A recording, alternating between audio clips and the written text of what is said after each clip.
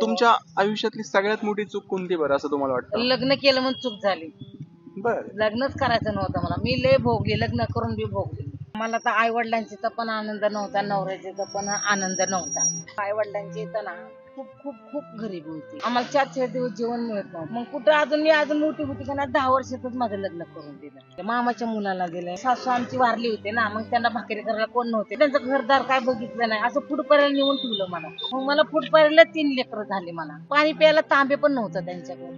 माझी एक मैत्रीण होती कोळ्याची म्हणून, बर मी तिची भांडी घ्यायची, स्वयंपाक करायची.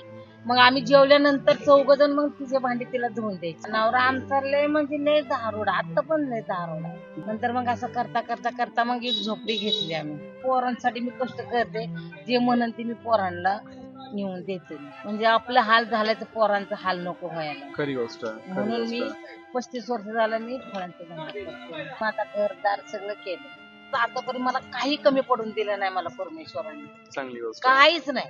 पोरं चांगले निघाले, सोना चांगले निघाले, म्हणजे सगळं चांगलं, सगळं आनंद आहे. बरोबर नातुंड आहे, नाते सगळे आहे, घर भरून